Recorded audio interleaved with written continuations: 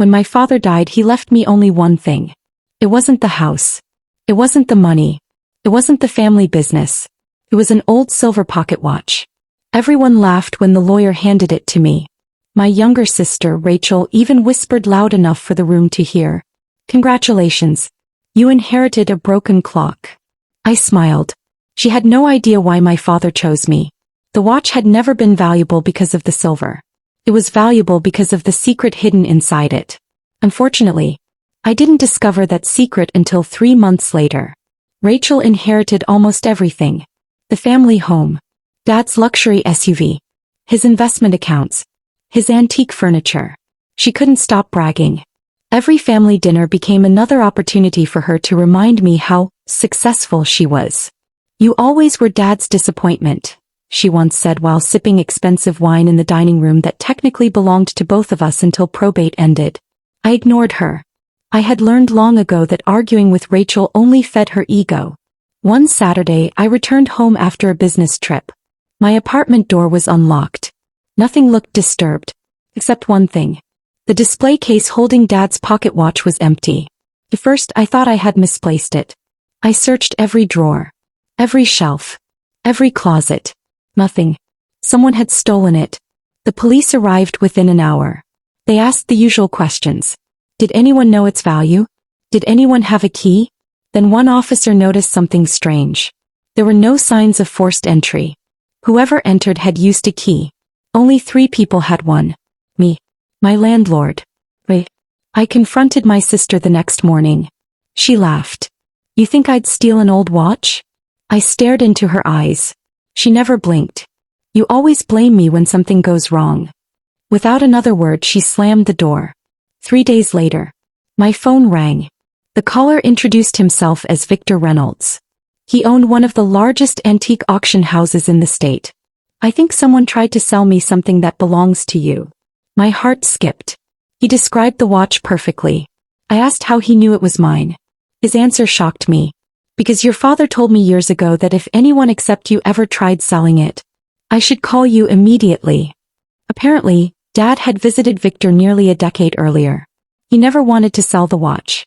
He simply wanted an expert to authenticate it. Before leaving, he gave Victor a sealed envelope. "If anyone other than my son brings this watch in, open this." Victor had done exactly that. Inside the envelope was my phone number, along with a handwritten note. "Do not buy the watch. Call my son immediately." Victor agreed to help me.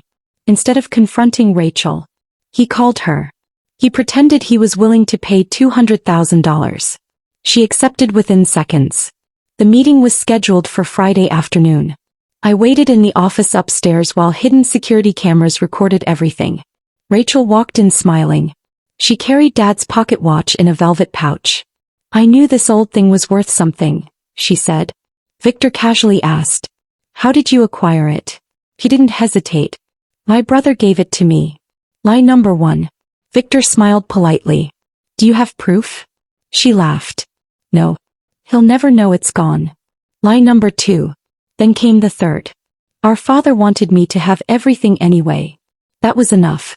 I walked downstairs. Rachel's smile disappeared instantly. "What are you doing here?" I looked at the watch in her hand. "I came to collect what's mine." She panicked. "You tricked me." Victor calmly pointed toward the cameras. "No, ma'am.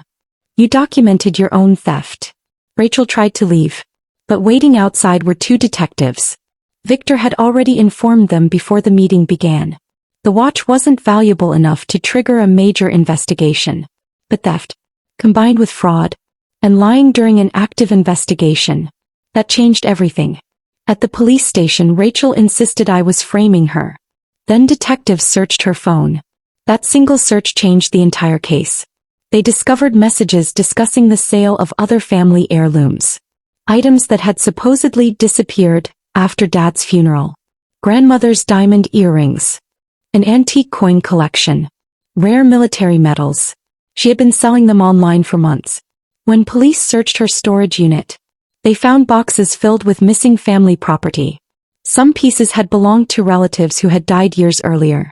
No one had ever suspected Rachel. A week later, the lawyer handling Dad's estate called me. There is something you need to see. He handed me another envelope. Dad had left instructions. The envelope could only be opened if someone attempted to steal the pocket watch. Inside was a handwritten letter. "Hi son, if you're reading this, someone has tried to take the one thing I trusted you to protect. That means they cared more about money than family. Inside the watch is a tiny key. That key opens my safe deposit box. Everything inside belongs to you." My hands trembled. I opened the watch carefully. Hidden beneath the movement, exactly where Dad described, was a tiny brass key. The next morning I visited the bank. The manager unlocked an old safe deposit box that hadn't been opened in over 15 years. Inside sat 3 items. A leather journal. A sealed envelope. A small wooden box. The journal contained my father's memories. Stories about our family. His mistakes. His regrets. He admitted he had spoiled Rachel for too long. He knew it. He simply didn't know how to fix it before it was too late. The envelope contained ownership papers. Not for property. For 20% of a manufacturing company Dad had quietly invested in decades earlier. The shares were now worth over $3 million. No one, not even Rachel, had known they existed. Finally, I opened the wooden box. Inside lay dozens of photographs. Family recipes written by my grandmother. Old letters from my mother before she passed away. Things with no price tag. Things impossible to replace. Suddenly I understood. Dad hadn't been protecting money. He'd been protecting memories. Rachel eventually accepted a plea agreement. She avoided prison. But she lost her inheritance. The court ordered her to repay the estate for every stolen item investigators could trace. She sold the luxury SUV. She sold the house. Almost everything she had once bragged about disappeared. Months later she requested a meeting. We met at a quiet park. She looked nothing like the confident woman who had mocked me for years. I thought Dad loved me more. I looked toward the lake. He loved us both. You just confused love with entitlement. She had no response. Before leaving, she asked one final question. Did Dad know I would steal it? I smiled sadly. No. He simply knew greed has a way of revealing itself. Today the pocket watch sits in a glass case in my office. It still doesn't tell perfect time. The silver is scratched. The chain is worn. To anyone else, it looks ordinary. But every morning I wind it exactly once. Not because I need to know the time. Because it reminds me of something far more valuable. Money can disappear. Property can be sold. Cars rust.